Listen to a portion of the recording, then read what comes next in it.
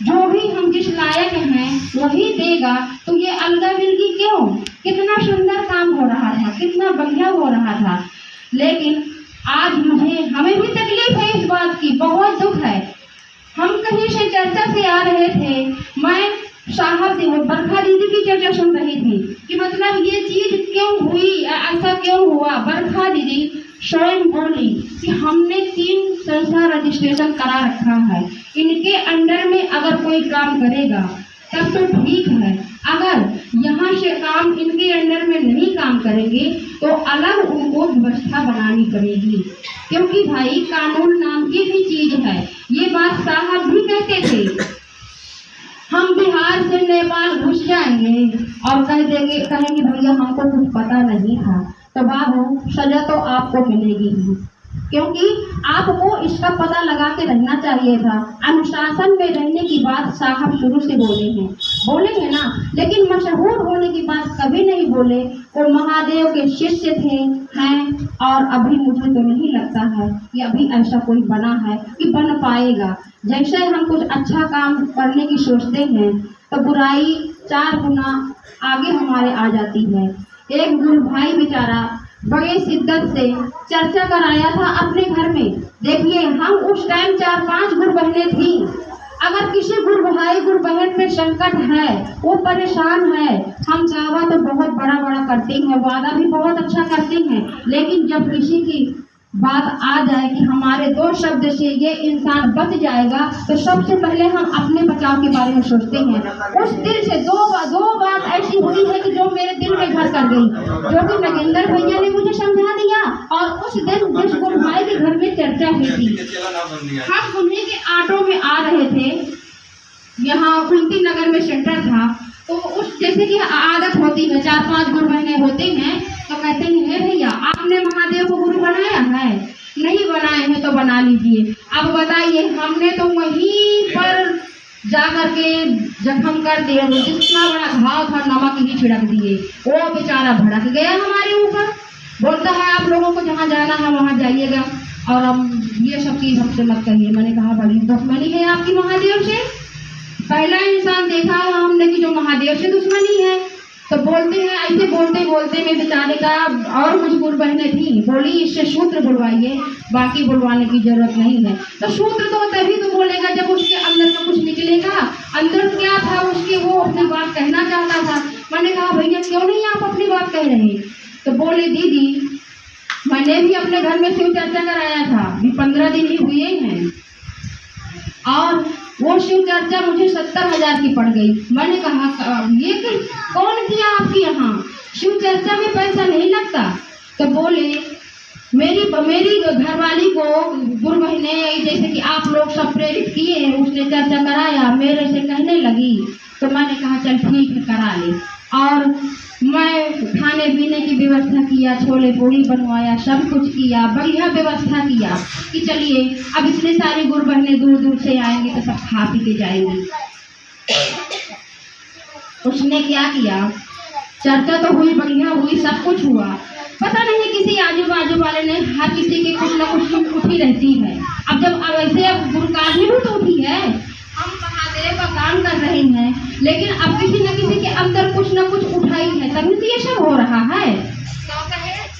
कि मतलब किसी ने जाकर के पुलिस चौकी में उनकी कंप्लेंट कर दिया कि देखिए इतने सारे लोग इकट्ठा किए हैं भर दोपहर में और ये डिस्टर्ब कर रहे हैं। वहाँ से पुलिस आ गई, पुलिस आई, उन बाप बेटे को उठा के ले गई। तो कि भैया रुकिए, हमने तो भगवान शिव की चर्चा करा रहे हैं, हम कुछ कराए थोड़ी ना यहाँ पे हैं, हम भगवान की चर्चा करा रहे हैं यहाँ पे, क्या आपको भगवान से दुश्मनी है? अब पुलिस वाले सुनते हैं किसी की, तो वो बोले कि थोड़ा सा रुकिए, किसी व्यक्ति को भेजे छिन्ना के पास, दफ्तर में गए एमएलए के पास, बोले मैडम ऐसी बात हो गई है और देख लीजिए हमारे पास पुलिस आ गई है। तो बोलती है नजदीकी है पुलिस थाना, पुलिस चौकी में आपने लिखा के लिया था? तो बोले नहीं, ऐसा तो हमें किसी ने बताया नहीं, जो हमारे घर शिव चर्चा करने आए उन्होंने ऐसा कुछ नहीं बताया। तो कहा जाओ उन्हीं से पूछ ले, अब तेरा कुछ नहीं हो सकता, जब तूने नहीं किसी से लिखा के लिया तो जाओ उन्हीं से पूछ ले। अब वो गुरु बहने अपने बचाव के लिए सुन लीजिए, देखिए ये भी बहुत बड़ी बात है, बढ़िया दावा करते हैं, लेकिन अगर कोई गुरु भाई बहन फंस जाए, विपत्ति में आ जाए, तो सबसे पहले हम अपने बचाव की सोचेंगे। क्योंकि उस टाइम हम 5 गुरु बहनें थी, 5 में सिर्फ 2 का जमीन है। आज मैं ये बात हर जगह बोलती हूँ, क्या वो गुरु भाई नहीं है? वो किसी का पति, किसी का बेटा नहीं है। वो उनको पुलिस उठा के ले गई, और जो गुरु बहनें वहां शिव चर्चा करने गई थी, वो बोली अरे ये ठरकी है, ये हमारे ऊपर भी गलत नजर डाला है, ले जाइए इसे। देख लीजिए, ये है शिव शिष्यता।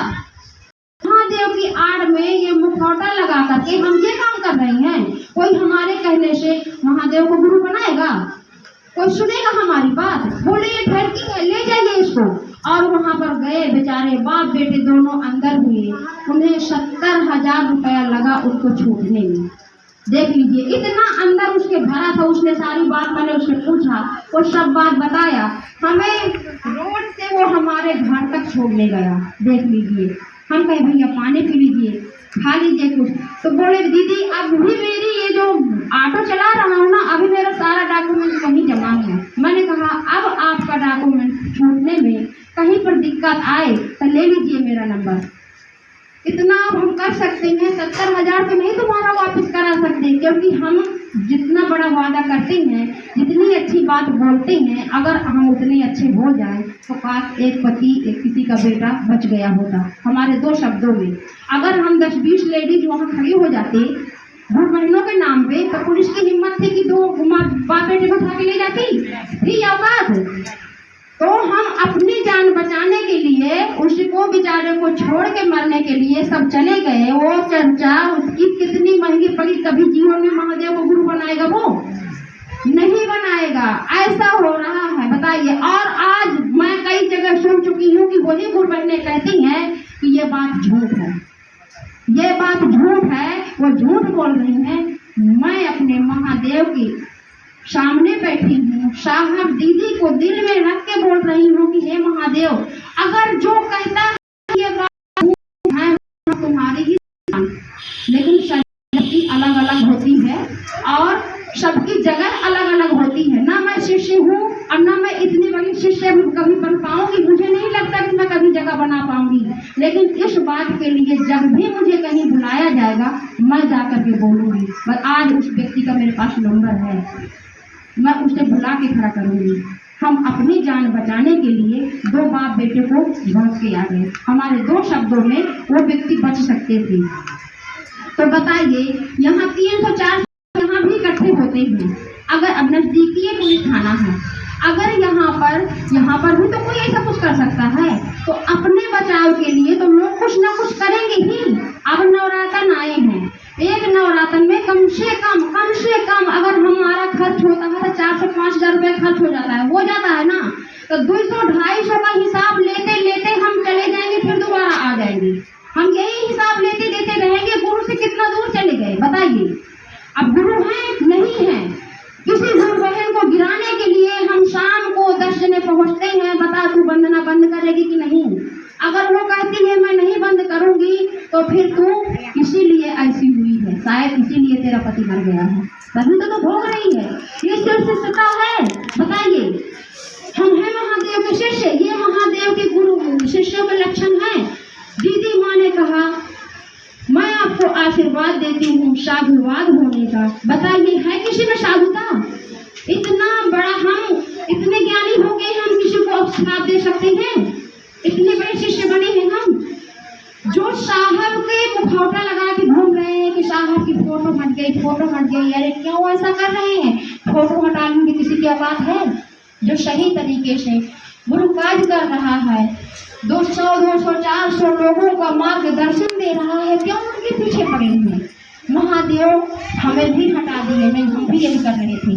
अगर उस दिन वो गुरु भाई वो गुरु बहन नहीं मिलते तो हम भी तो वही पर थे, वही तो हम भी कर रहे थे। जितना हमारे पास नॉलेज होगी तो हम अपनी नॉलेज का इस्तेमाल तो करते नहीं हैं, कहीं सुनी बातों पे विश्वास करते हैं, पीछे लग जाते हैं। ऐसे गुरु भाई बहनों के स्वयं तो जा